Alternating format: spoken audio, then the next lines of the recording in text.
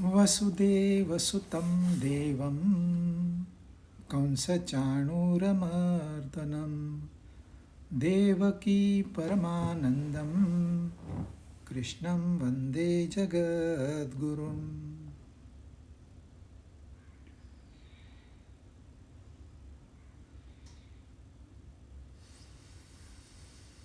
भगवद गीता अध्याय 2 16 श्लोक हमने पूरे किए थे। अर्जुन बड़ा दुखी हो गया है और भगवान कहते हैं जो ज्ञानी होता है, जो पंडित होता है, जो अनुभवी होता है, जो भक्त होता है, वो इन बातों पे शोक नहीं करता। कोई चले गए हैं, कोई जा रहे हैं। तुम शोक करके जो गए हैं क्या वापस आएंगे? क्या होने वाला है?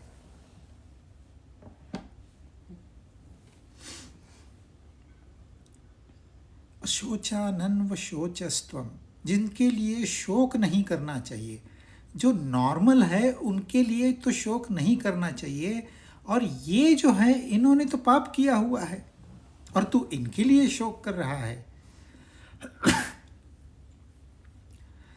जैसे शरीर को शीत और उष्ण ये अनुभव आते ही रहते हैं, ऐसे नहीं है कि एक ही टेम्परेचर सदा के लिए बना रहेगा। डेलिबरेटली उन्होंने पृथ्वी को टिल्ट करके रखा है ताकि एक बार ठंड हो, एक बार गर्मी हो। तो तुम शोक करते बैठोगे, ठंड है शोक किया, गर्मी है शोक किया। इसको सहन करना है। जो शरीर के बारे में है वही मन के बारे में है। एक बार सुख आया, एक बार दुख आया। यह संसार तो बना ही द्वंद्वों से है। जब जब हम इस संसार में उलझेंगे, इसका मतलब सुख और दुख दोनों को हम इनवाइट करेंगे। लोग कहते नहीं नहीं, हम खाली सुख चाहते हैं। अकेला सुख नहीं आता कभी भी, उसके पीछे दुख आता ही आता है। तो भगवान कहते हैं उनको सहन करो।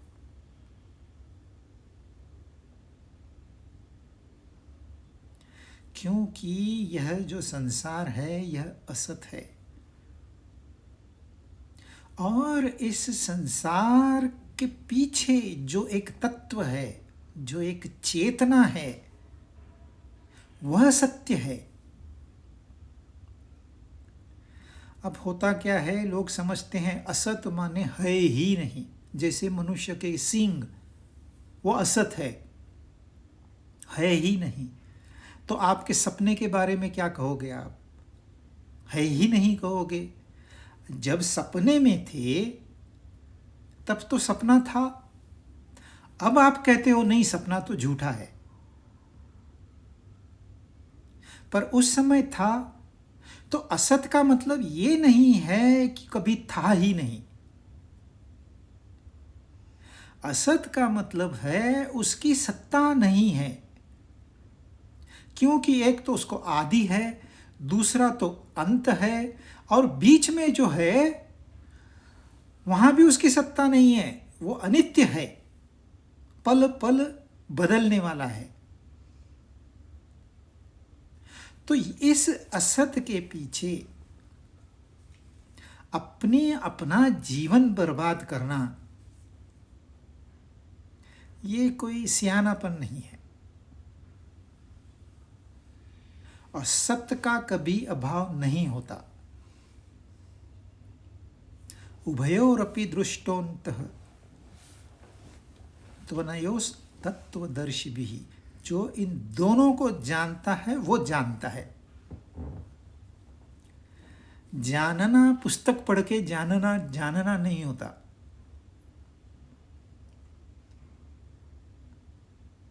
जो अनुभव से जानता है वो जानता है।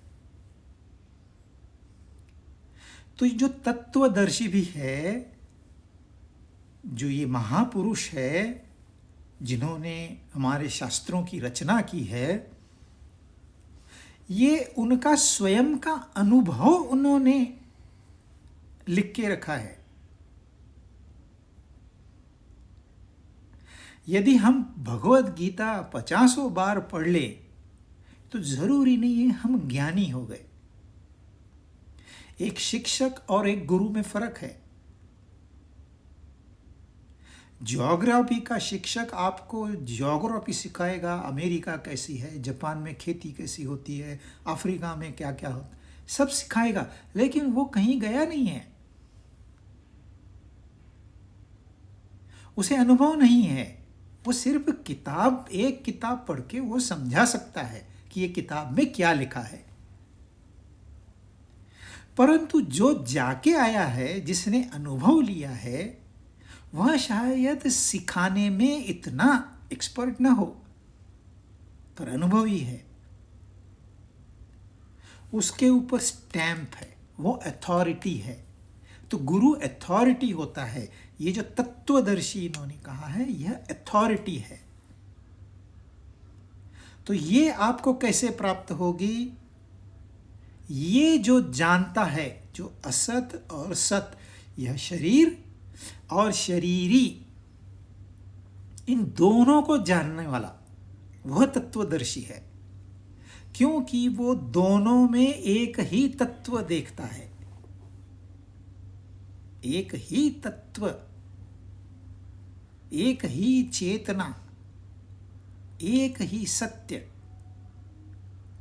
इस सब में विराजमान है। हमारा भगवान तुम्हारे भगवान से श्रेष्ठ है, इस वक्तव्य में एक धेले का भी अर्थ नहीं भरा हुआ।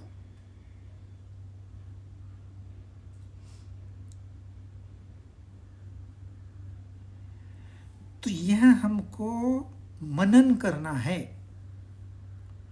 इसका भेद जो है सत असत, इसका भेद हमें मिटाना है। जब तक हम इन दोनों को समझ नहीं लेते, तब तक ये भेद मिटेगा नहीं।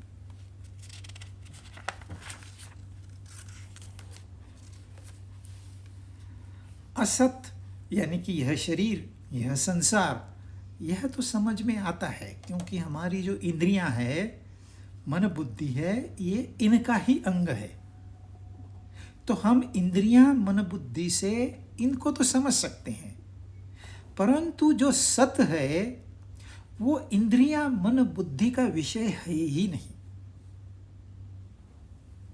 तो कोई कहे कि मैं पुस्तक पढ़ के सत्य जान लूंगा, कोई कहे मैं सत्संग में जाके सत्य को जान लूंगा, तो वैसे नहीं होने वाला।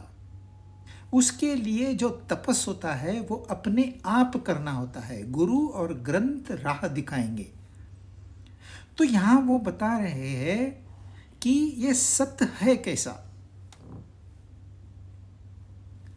अविनाशी तु तद्विद्धि येन सर्वमिदं ततं विनाशमव्ययस्यास्य न कश्चित् कर्तुमर्हति। अविनाशी वो जो तत्व है वह अविनाशी है। तत्विद्धि, हमेशा भगवान कहते हैं विद्धि तत्विद्धि, तू इसको जान, इसको समझ, इस पे विचार कर, चिंतन कर। यह विषय जानने का नहीं है, बुद्धि का नहीं है। शुरू में आपको मानना पड़ेगा, श्रद्धा होनी चाहिए। श्रद्धा का अर्थ अंधश्रद्धा नहीं होता। श्रद्धा और अंधश्रद्धा पोल्स अपार्ट। जो तामसिक होते हैं वो अंधश्रद्धा में फंस जाते हैं। नहीं नहीं, हमको तो कहा मंदिर में जाना है, हम तो रोज मंदिर में जाएंगे। अरे 2 घंटे का लाइन, भले 4 घंटे का लाइन हो, हम जाएंगे। तो ऑफिस कभी जाएगा, छुट्टी ले लूंगा सोमवार को।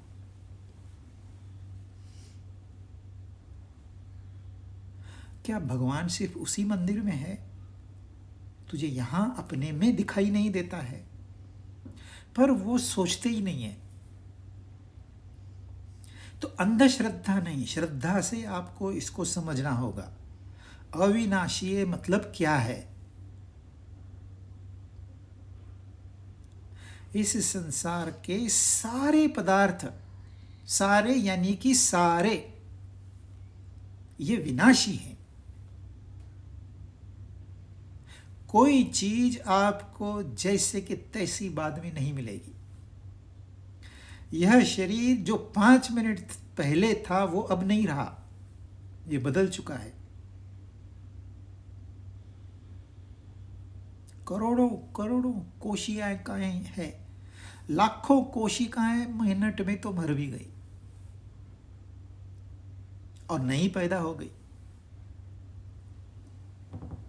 हर पल इस शरीर में बदल हो रहा है, पर कौन जानता है ये कि यह शरीर पर बदल रहा है? जो जानने वाला है वो स्वयं बदलना नहीं चाहिए,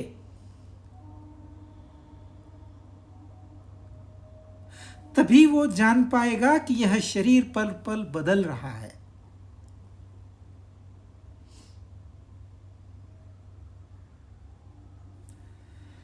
जो बदल रहा है वो नहीं जान पाता कि मैं बदल रहा हूं, क्योंकि आप आईने के सामने 10 मिनट खड़े रहो तो क्या आपको फर्क नजर आएगा? नहीं आएगा, क्योंकि हमारी इंद्रियां वो नहीं देख सकती, सुन सकती जो सत्य है, क्योंकि ये असत का हिस्सा है। ये स्वयं बदल रही है। मुझे स्पष्ट स्पष्ट दिखाई देता था बचपन में, अभी चश्मा पहनना पड़ता है। मुझे सुनाई देता था सारी बातें, छोटी छोटी, खुटका कहीं हुआ नहीं मुझे सुनाई देता, अब कम सुनाई देता है।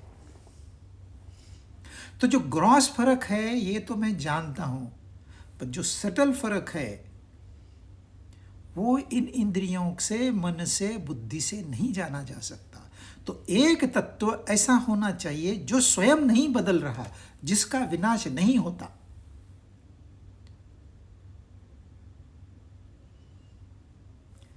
मैं बच्चा था, मैं जवान था, मैं बड़ा था, मैं बूढ़ा था, ये कौन जानता है?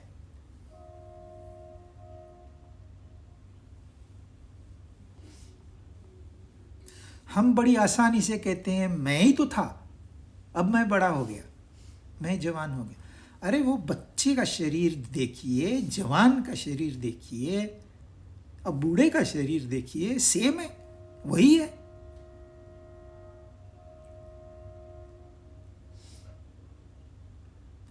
पर जो कहते हैं ना मैं हूं, यह जो हूं है, जो होना है, वह परिवर्तनशील नहीं है, वह अविनाशी है।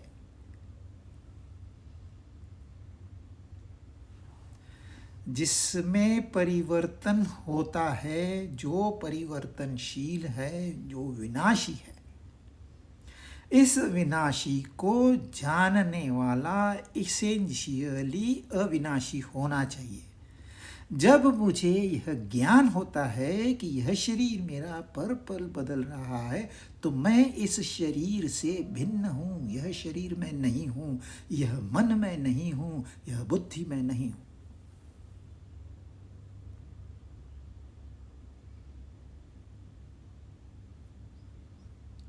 हम गलती से इस शरीर को मैं मान लेते हैं, फिर जो शरीर को होता है वो हमको होता है।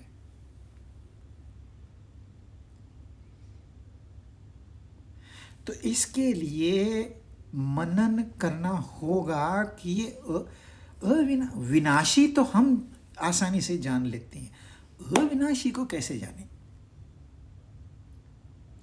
प्लेटफॉर्म पे बैठ के आपको ट्रेन आई, ट्रेन गई, ये तो दिखाई देता है, लोग आए, लोग गए, कितने वड़े बिके, कितने चाय बिके, लेकिन वो पटरी दिखाई नहीं देती, जो कि न कहीं आई न कहीं गई। पर जो जानता है वह जानता है।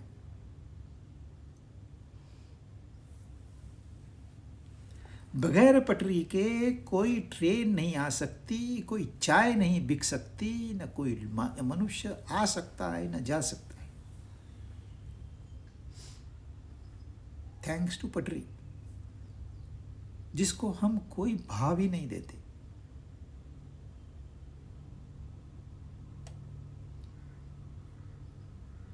फिर इंसान दुखी होता है। अब पूछता है मैं दुखी क्यों हुआ, उसको जवाब मिलता नहीं। वो दोष दूसरों को देता है। जब दूसरे भी नहीं मिलते तब भगवान को दोष देता है। जो भगवान उसके लिए अब तक था ही नहीं, उसको उसने पैदा कर लिया।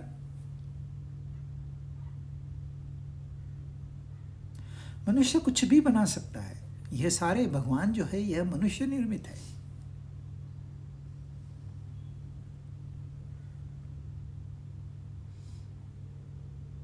जो अविनाशी तत्व है, न उसको कोई बना सकता है न कोई उसको मिटा सकता है। वो सदा से है और सदा तक रहेगा।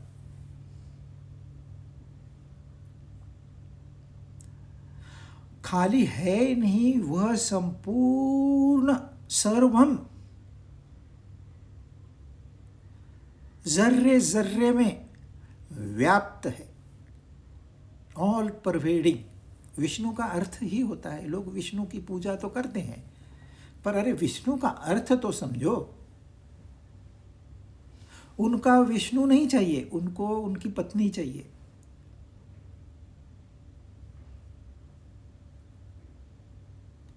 जो पत्नी को त्याग के विष्णु को स्वीकार कर लेता है, उसके पीछे लक्ष्मी अपने आप आती है और उसको जरूरत ही नहीं है। वो कहता है मुझे नहीं इसकी जरूरत, मुझे जो चाहिए था मिल गया।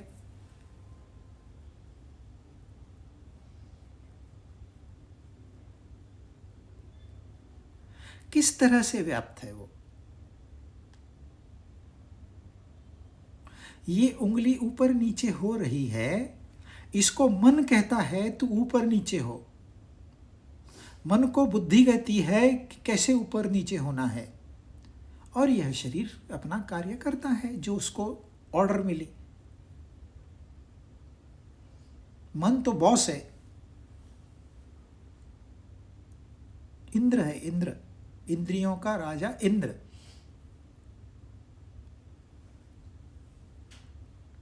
पर क्या ये मन स्वयं संपूर्ण है? क्या एक रोबोट स्वयं संपूर्ण है? उसकी बैटरी निकाल दें तो क्या होगा?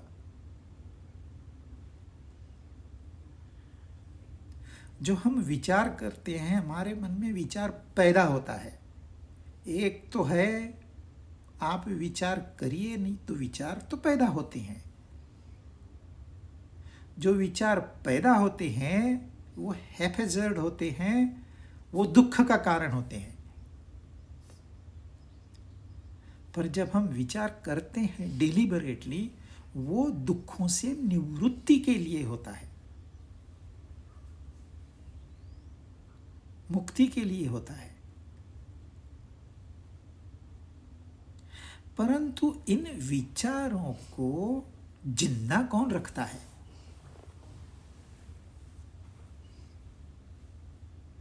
क्या आधार है इन विचारों का?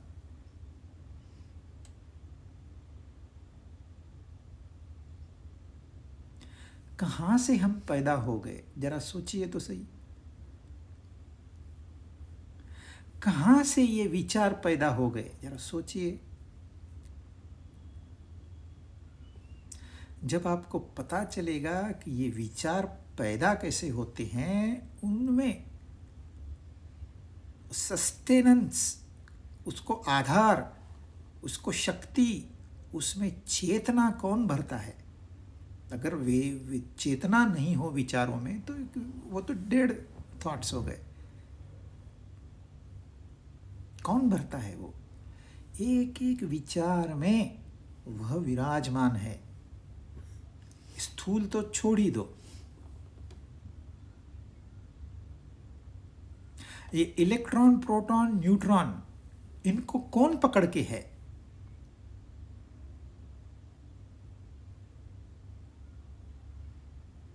वो एक तत्व है जिसको इन्होंने शरीरी कहा है।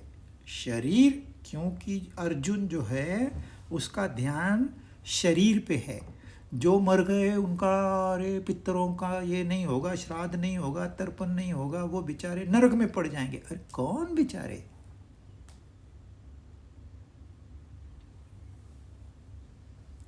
वो तो अपने कर्म तो उनके समाप्त हो गए हैं। पर एक भावना मन में रहती है, जब वो जीवित थे, यानी कि शरीर था उनका,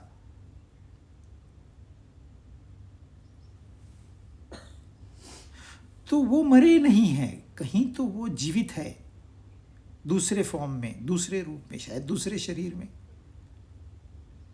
वो नरक में चले जाएंगे, तुम श्राद्ध नहीं करोगे। अरे तुम श्राद्ध करोगे, तुम्हारी भावनाएं साफ होगी तो इसका पुण्य तुम्हें प्राप्त होगा, उन्हें कैसे होगा?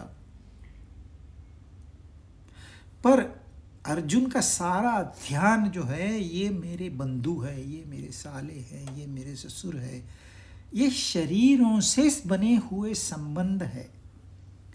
तत्व उनमें सब में एक ही है, और यह शरीर का स्वभाव है, यह मरेगा। तो शरीर पे ध्यान होने से वो शरीरी की बात कर रहे हैं। वह जो शरीरी है वह अविनाशी है। शरीर विनाशी है। शरीर के अंदर आपका मन, बुद्धि, वासना भी आ गई। कारण शरीर, सूक्ष्म शरीर, स्थूल शरीर, इन तीनों को शरीर कहते हैं। तो जब हम शरीर कहते हैं तो सिर्फ स्थूल शरीर नहीं, इसके अंदर जो व्यक्ति मत्व विराजमान है वह भी आ गया। जो इसका बीज स्वरूप है, जहां से विचारों के पैटर्न्स डिसाइड होते हैं, वह भी आ गया। इन तीनों के अलावा जो एक तत्व है जो इन तीनों को जीवित रखता है, वासनाओं को विचारों में नहीं बदला जाए तो जीवन नहीं है, जीवन की शुरुआत ही नहीं हुई। बीज को यदि आपने अंकुरित करने का मौका ही नहीं दिया तो वो अंकुरित होगा कैसे? तो किसी ने तो बीज को बोना है कि नहीं?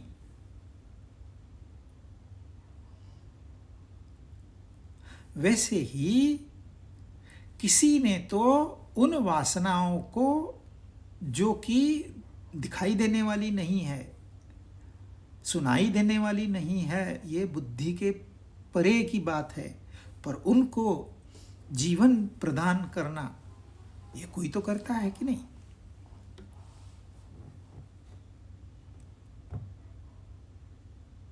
वह शरीरी है, वह अविनाशी है, वह संपूर्ण में व्याप्त है, और इसका विनाश कोई भी नहीं कर सकता। अर्जुन तू कहता है मैं मारूंगा, अभी इतने सारे तेरे पूर्वज गए कि तूने मारे, वैसे ही ये भी जाने वाले ही है। जो अविनाशी है वो कहीं नहीं जाएगा, ये जाने वाले हैं।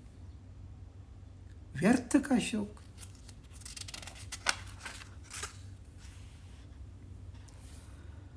अंतवंत इमे देहा नित्यस्योक्ता शरीरिणः अनाशिनो प्रमेयस्य तस्मात् युध्यस्व भारत।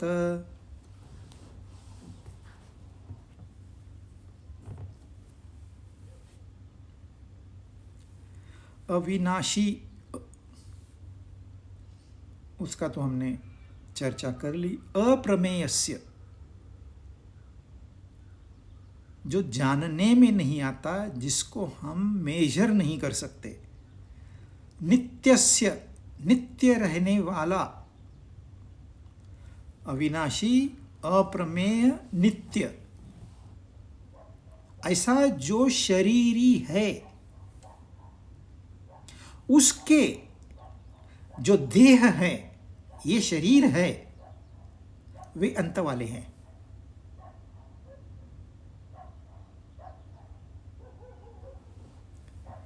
जो शरीरी है वो कैसा है? अविनाशी, अप्रमेय, नित्य। उसके, उस एक के ये सारे शरीर है। सारे मतलब सारे। कोरोना भी, हाँ कोरोना भी। डायनासोर भी, हाँ डायनासोर भी।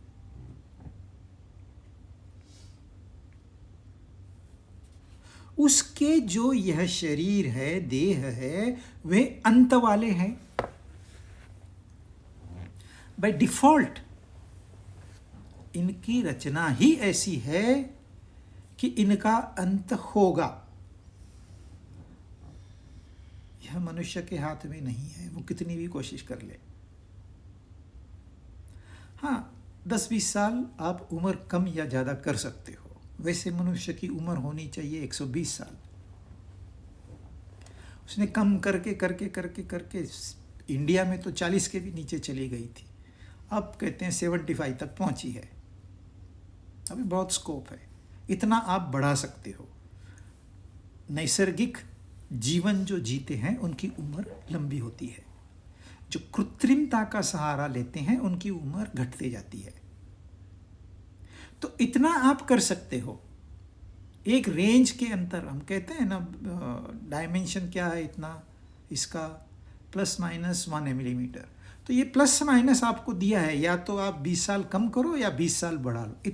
इतनी शक्ति आपको प्रदान की है। बाकी इसका अंत होने वाला है, यह निश्चित है। फिर चाहे कौरव हो चाहे पांडव हो, भगवान श्री कृष्ण का शरीर भी अंत वाला है। शरीर है ना, तो वह अंत वाला है। जो शरीरी है वो बेअंत है, अनंत है।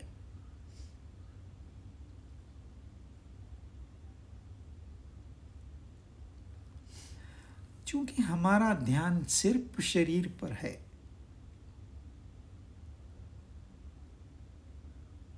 हमारा ध्यान अंत पे है, मृत्यु पे है।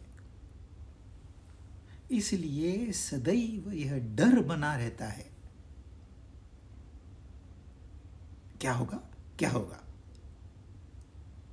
और आजकल तो डॉक्टर ऐसे ऐसे रिपोर्ट बनाते हैं, अच्छा भला आदमी बीमार हो जाए वो रिपोर्ट देख के।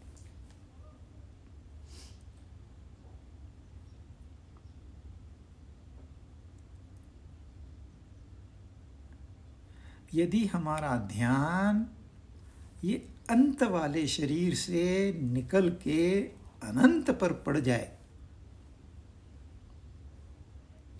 तो यह डर चला जाएगा। जिसका डर निकल गया है उसको कहते हैं इसको अमरत्व प्राप्त हो गया, इसने अमृत प्राशन कर लिया है।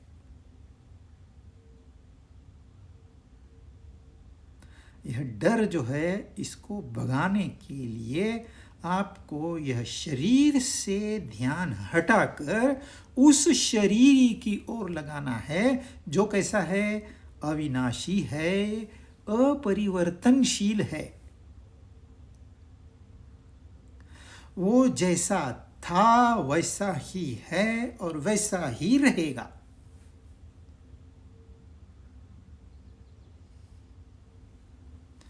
अनंत काल से वो है और अनंत काल तक वो रहेगा। ये देश भी अनंत है। आप पूरब में कितना आगे जा सकते हो या पश्चिम में कितना पीछे जा सकते हो, अनंत। यह आकाश अनंत है। हमारी जो एक छोटी सी आकाश गंगा है जिसमें अपना एक सूर्य है, उस सूर्य का एक छोटा सा ग्रह यह पृथ्वी है, उस पृथ्वी पे हम रहते हैं। अगर इसके एक छोर से 3 लाख किलोमीटर पर सेकंड इस वेग से जो विमान चलता है ना, वो 1 किलोमीटर का 1/4 हिस्सा चल सकता है 1 सेकंड में, इससे ज़्यादा नहीं। आप सुपरसोनिक बनाओ नहीं तो हाइपरसोनिक बनाओ, वो कुछ भी नहीं है। यह प्रकाश जो है 3 लाख किलोमीटर पर सेकंड से चलेगा। एक छोर से दूसरे छोर तक पहुंचने के लिए उसको 1 लाख वर्ष लगेंगे। और ये छोटी सी आकाशगंगा है। अब आप सोचिए, यह जो देश है ये कितना है? अप्रमेयस्य। जब देश को आप मेजर नहीं कर सकते, जान नहीं सकते, वह जो है अनंत, वो तो देश से भी सूक्ष्म है। जब आप गहरी नींद में होते हो ना, यह देश गायब हो जाता है। आपको यदि उठा के कहीं दूसरे कमरे में रखा जाए तो आपको पता नहीं चलेगा। आपको बेहोश करके एक सिटी से दूसरे सिटी में ले जाया जाए तो आपको पता नहीं चलेगा। तब उसको आपको देश का ज्ञान नहीं होता। परंतु वह जो तत्व है वह जानता है।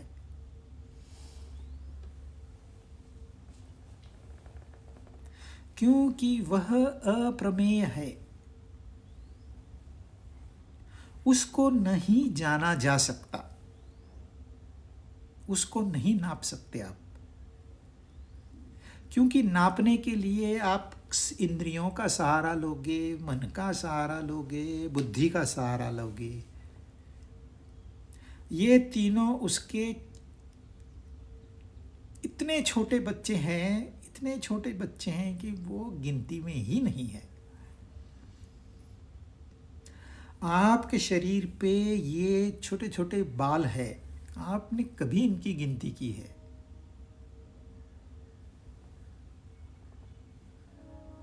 आपके शरीर में कितने करोड़ों करोड़ों बैक्टीरियाज है, सेल्स है, वायरसेस भी, कभी आपने इनकी गिनती की है? उस अनंत की तुलना में हमारी वही कंडीशन है। ये खाली रोज पैदा होते हैं, रोज मरते हैं। हम 100 साल में पैदा होते हैं, 100 साल में मरते हैं। अरे उनके लिए 100 साल भी एक सेकंड जैसा ही है, जिसे कुछ हुआ ही नहीं।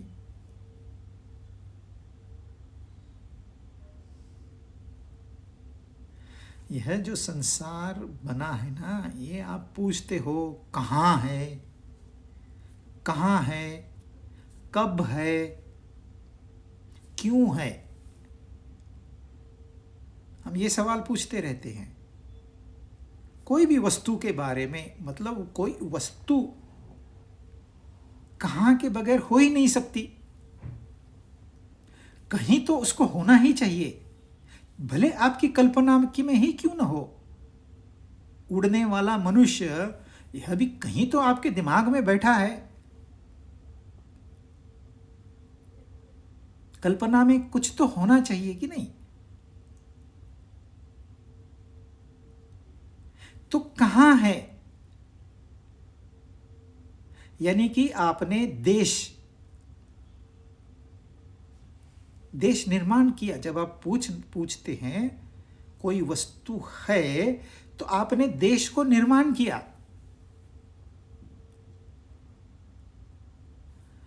आप कहते हैं अरे कल तो ये मैंने यहां रखी थी, कहां चली गई? मतलब वो वस्तु एक जगह से दूसरी जगह शिफ्ट हो गई, तो आपने काल को जन्म दे दिया।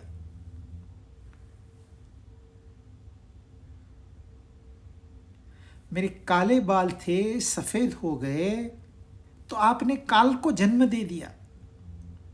मैं बच्चा था, अब जवान हो गया, यानी आपने काल को पैदा किया। यदि हर चीज ज्यों की त्यों ही रहे तो काल पैदा ही नहीं होता।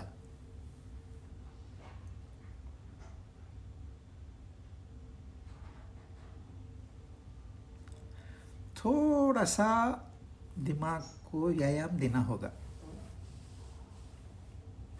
यदि कोई वस्तु है तो वो कहीं तो होनी चाहिए। तो हम जब वस्तु कहते हैं, व्यक्ति कहते हैं, कुछ न कुछ तो हम देखते हैं, सुनते हैं, स्पर्श करते हैं, सूंघते हैं, रस लेते हैं। तो इसका मतलब वो कहीं तो है, यानी कि काल पैदा हो गया।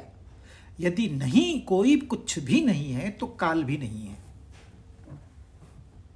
और देश भी नहीं है। हमने देश को पैदा किया। जब बदलाव देखा तो हमने काल को निर्माण किया।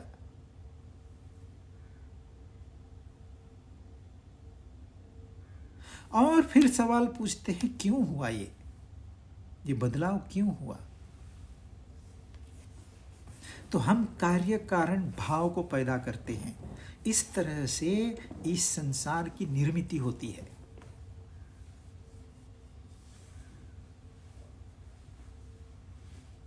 पर जहाँ देश भी लागू नहीं है, काल भी लागू नहीं है, कार्य कारण भाव भी नहीं है, तो वहाँ क्या है? जहाँ ये संसार नहीं है वहाँ क्या है? कुछ भी नहीं है। अरे कुछ भी नहीं है तो ये तीनों रहे कहाँ? थे कि नहीं?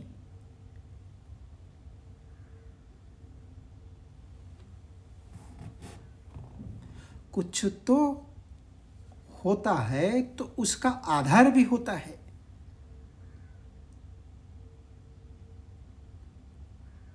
यूं ही कुछ भी नहीं होता, कोई न कोई तो प्रक्रिया होती ही है। इसकी वजह से ये हुआ, उसकी वजह से ये हुआ, उसकी वजह से ये हुआ। ऐसे ये जो लिंक है इट इज नेवर एंडिंग। सो देश नेवर एंडिंग, काल नेवर एंडिंग, कार्य कारण नेवर एंडिंग।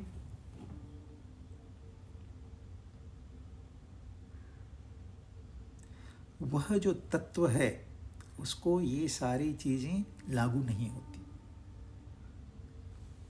वो महाकाल है। जब तक कुछ है यानी कि संसार है, यानी कि देश काल वस्तु है, इनके न होने से सब कुछ गायब नहीं होता, कुछ तो रहता है जो कि अविनाशी है, अप्रमेयस्य है, नित्यस्य है।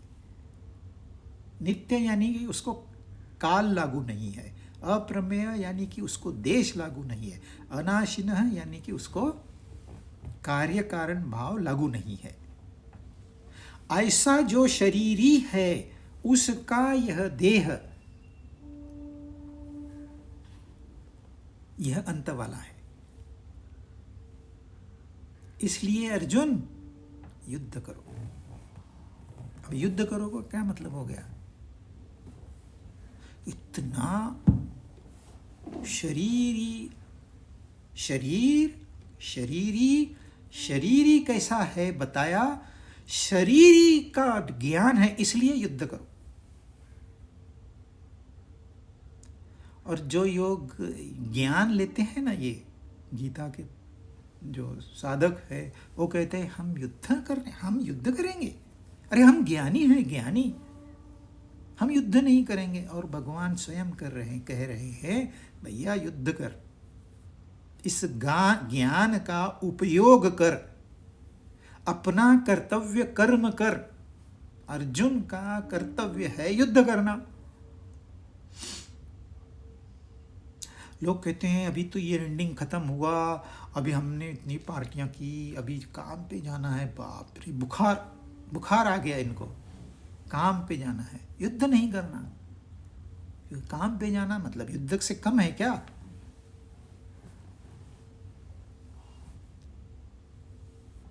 कोई कहते हैं अभी तो मेरा 55 चल रहा है, मैं सोचता हूँ 2 साल में रिटायरमेंट लूँ या 3 साल में 57 में लूँ।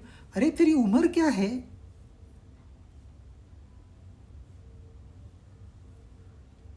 तुझे रिटायरमेंट के वेद लग गए।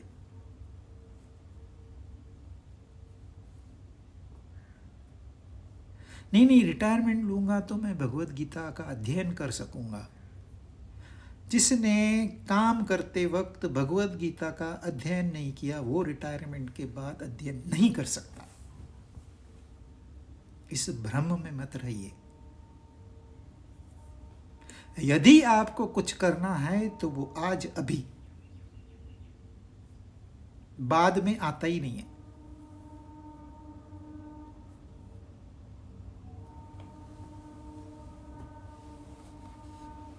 जो कहता है मैं रिटायरमेंट जल्दी लूँगा और कुछ तो आध्यात्मिक करूँगा, इसका मतलब वो कुछ भी करने वाला नहीं है। अब तो उसका टाइम पास हो रहा है, ऑफिस जाके थोड़ा बहुत तो कुछ काम करता है, वो भी उसका बंद हो जाएगा। वो खुद परेशान, उसके घर वाले परेशान। तो भगवान ऊंचा ज्ञान के साथ में कर्म योग बता रहे हैं, युद्धस्व डेलिबरेटली। अरे उनको क्या लेना देना है युद्ध से, वो तो यूं सब कुछ उड़ा सकते हैं। एक सुनामी लगा दी, एक भूकंप कर दिया, हो गया काम तमाम।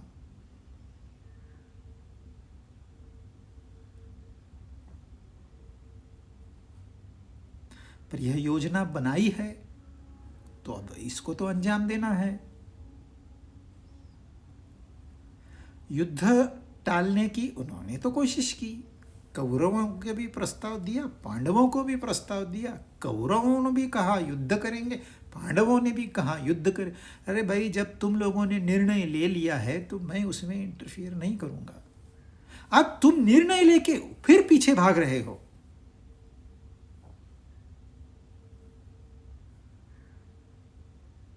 तो क्या कहें फिर, ऐसे इंसान को आप क्या कहोगे? बेचारा अर्जुन सीधा साधा है, भोला है। इसलिए तो भगवान ने उसको चुना है गीता के लिए।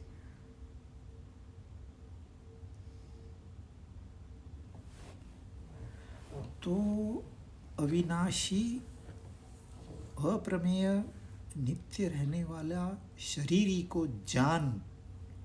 शरीर अंत वाला है और तू युद्ध कर।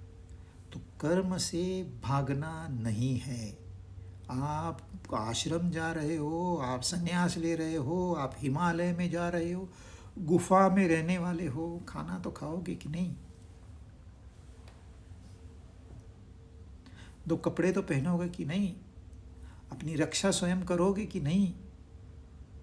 दो कदम पैदल चलोगे कि नहीं? खाली बैठे ही रहोगे एक जगह पे?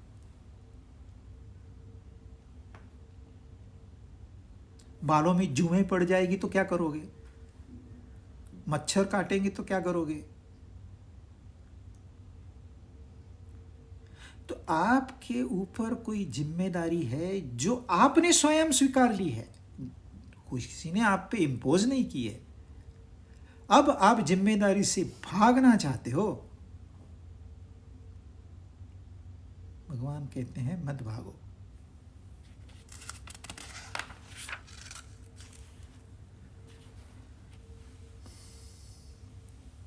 19th, य एनं वेत्ति हन्तारं यश्चैनं मन्यते हतम् उभौ तौ न विजानीतः नायं हन्ति न हन्यते।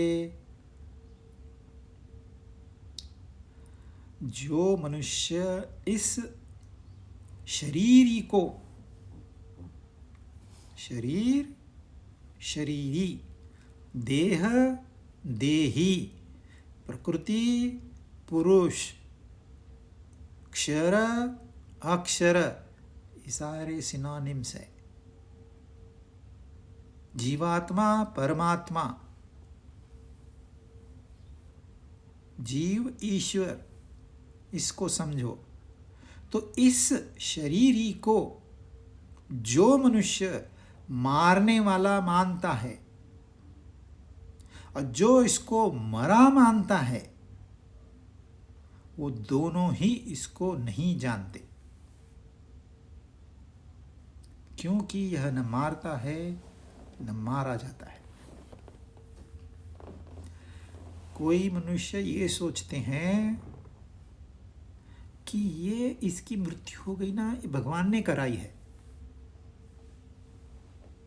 कोई ये सोचते हैं ये मर गया मतलब भगवान, इसका आत्मा भी मर गया।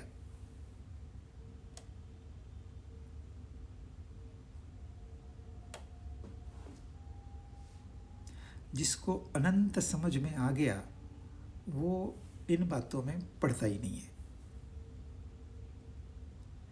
पर जिसको नहीं समझ में आ गया, जो संसारी है, वो तो अपनी अटकलें लगाएगा ही लगाएगा। उसमें उसकी गलती नहीं है, किसी ने उसको बताया ही नहीं है। और आज तो हमारी परिस्थिति ये है, यह ज्ञान बताने के लिए भी बहुत सारे प्रयास करने पड़ते हैं। खाली बताना है तो बड़ा तपस है। इसको पढ़ना, सोचना, उसके ऊपर कंक्लूजन निकालना, ये तो एक बात हो गई।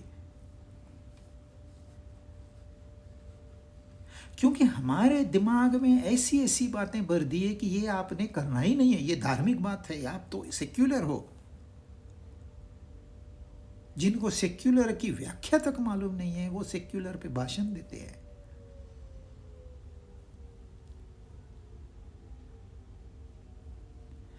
तो मनुष्य ऐसे ही मानता है। कोई लोग मानते हैं जब शरीर मर गया आत्मा मर गई। कोई लोग मानते हैं मृत्यु हो गया, बीमारी हो गई। ये सब भगवान ने दिया हुआ है, कर्म आपको करना पड़ेगा। जो भी होता है उनकी दया से, उनकी कृपा से होता है। अरे भगवान को काम धंधे अपने हैं, तुम्हारी बातों में क्यों पड़ेगा? तुमने जो कर्म किए हैं उसका फल तुमको मिलने वाला है। यह शरीर जो है, यह देह है, यह विनाशी है। यह पल पल बदलने वाला है। जो नियम बना दिए खत्म, उनका काम क्या है? वो अभी बैठ के देख रहे हैं। आप भाग रहे हो, वो देख रहे हैं। आप बीमार हो, वो देखेंगे। अब क्या करेंगे वो? क्योंकि नियम के अनुसार विश्व चलेगा। हमको तो नियम भी मालूम नहीं।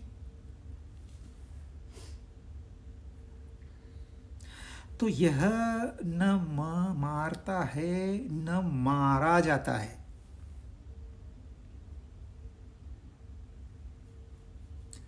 ये उनका कहना है ये कि ये न मारता है न मारा जाता है। आपको क्या एजम्पशन करना है? आप एजम्पशन करिए, एजम्पशन के अनुसार जिएंगे तो दुखी रहेंगे। वो नहीं आएंगे आपका दुख दूर करने, क्योंकि उन्होंने कह दिया वो न मारता है न मारा जाता है, खत्म। अब आप स्वीकार करो या मत करो, उनकी तरफ से जबरदस्ती नहीं है। आपको इंद्रियां, मन, बुद्धि दे के रखा है।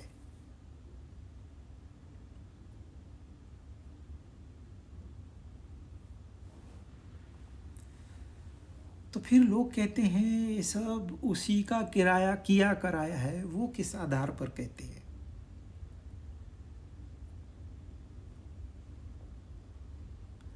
देखिए, कुछ तो मान्यताएं हैं और कुछ तो ज्ञान है। ज्ञान यानी कि अनुभव पर आधारित ज्ञान। वो स्वयं का ज्ञान होता है, अन्यथा वो दूसरे का ज्ञान होता है। तो दूसरे का ज्ञान को हम ज्ञान क्यों माने? हम अपना अनुभव क्यों न करें? वो कह रहे हैं वो न मारता है न मारा जाता है। इसके ऊपर रिसर्च करना चाहिए।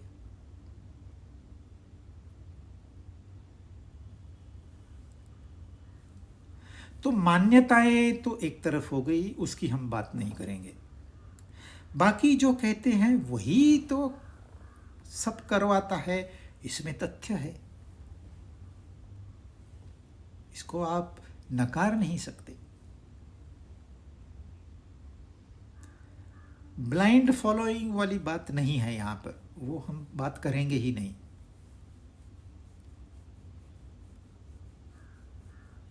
परंतु एक दृष्टि से ये लगता है अरे उसी ने ही तो कराया, हमको कहाँ पैदा, हम क्या खुद पैदा हुए? उसी ने ही तो किया। मारेगा भी तो वही। सब उसको अर्पण कर दो, जीवन ही उसको अर्पण कर दो। इसमें तथ्य है, ये बगैर तथ्य वाली बात नहीं है। यह भी उनका अनुभव है।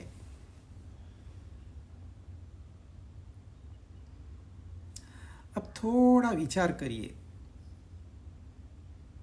एक सैनिक एक तोफ लेके बॉर्डर पे जाता है।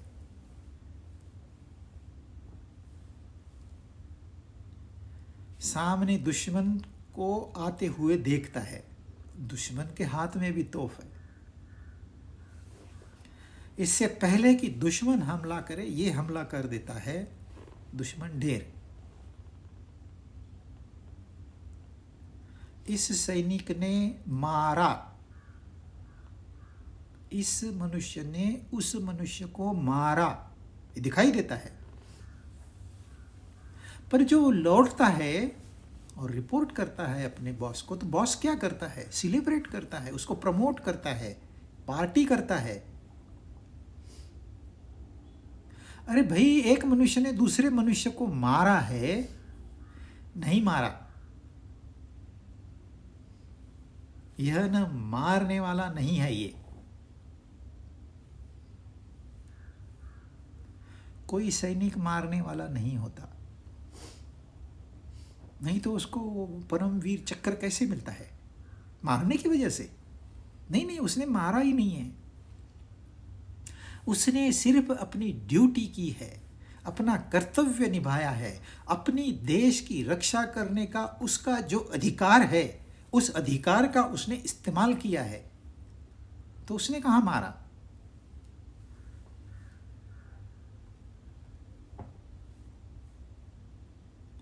ये फर्क सूक्ष्म जान लेना चाहिए, किसको हम मारा कहेंगे और किसको नहीं मारा कहेंगे। हमको अपने जीवन में कितने कर्तव्य करने पड़ते हैं, कितने संबंध निभाने पड़ते हैं। एक पिताजी ने बच्चों को गुस्सा किया तो वो गुस्सा नहीं कहलाता। आजकल तो हाथ नहीं उठाते, पहले जमाने में तो एक लगा देते थे, सब सारे उल्लू सीधे हो जाते थे। पर उसको मारना नहीं कहते, उसको राह दिखाना कहते हैं। उसमें जो भाव है ना, वो अपनेपन का भाव है।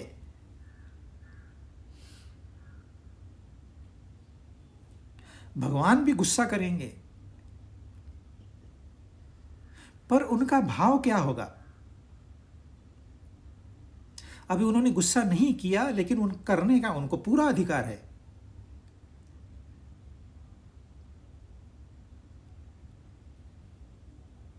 तो आपका भाव देखा जाएगा, न कि आपकी क्रिया।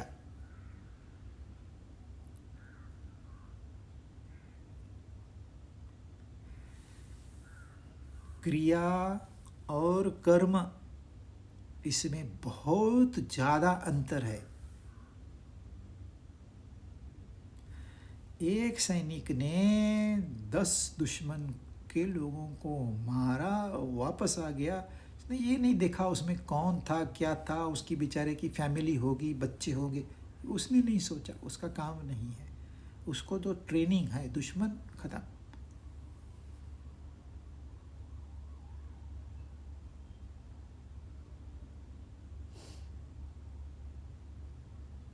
अगर वो भाव देखते बैठेगा, अरे नहीं नहीं उसकी भी फैमिली है, क्यों मारो बेचारे को, सुलह कर लेते हैं, आवाज़ देगा, अरे आजा बातचीत करते हैं, अरे वो तो तब तक तो उसका गोला बारूद ख़त्म कर देगा। तो कुछ हमारे कर्तव्य कर्म है, उसको निभाते हुए सही भावना हम रखते हैं तो वो हमें लागू नहीं होते, बंधनकारक नहीं होते। जब क्रिया चल रही है, मैं अपनी ड्यूटी कर रहा हूँ, जो मुझे बताया गया है वह कार्य कर रहा हूँ, तो वो कर्म नहीं कहलाता। क्योंकि वो कर्म नहीं है, कर्म संग्रह नहीं होगा, कर्म संग्रह नहीं होगा, इसलिए कर्म का फल भी नहीं होगा। मैं क्या करता हूं, मैंने मारा, मुझे ऐसा ऐसा अवार्ड मिलना चाहिए। पहले क्या था, अपनी ड्यूटी है भाई, बॉर्डर को सुरक्षित करके वापस निकल के आओ, अपना काम खत्म, क्रिया हो गई, खत्म। अब न कर्म संग्रह होगा, न कर्म का फल होगा। एक सैनिक ने वहां 10 दुश्मनों को मारा तो इसको सजा नहीं होगी, क्रिया हो गई, कर्म नहीं हो गया। कर्म कभी होगा जब वो कहेगा मैंने किया है। जब मैं और मेरा खड़ा हो जाएंगे, क्रिया के साथ मिलेंगे, तो वह क्रिया कर्म हो जाएगी।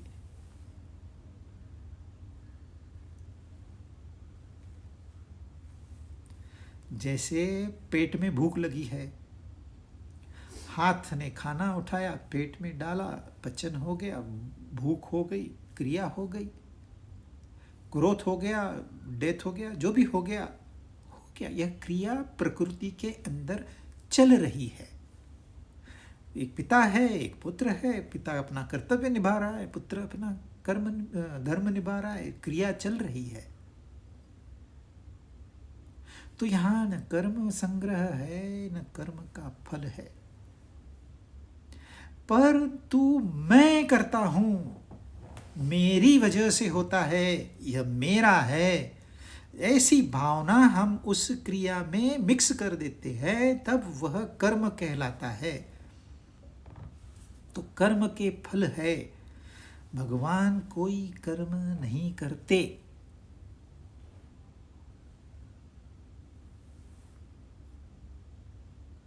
ये तो दूसरे अध्याय में फिर से कवर होगा, तीसरे अध्याय में फिर से कवर होगा, 18वें अध्याय में फिर विश्लेषण इसका होगा, क्योंकि यह बहुत ही महत्वपूर्ण पॉइंट है कि वो न मारता है न मारा जाता है। तो मारता नहीं है क्योंकि मैं है ही नहीं, करता है ही नहीं। जब तक करता ही नहीं है तो कर्म नहीं है, जब कर्म नहीं है न मारने वाला है न मरने वाला है। अब वो मारा जाता नहीं, क्यों?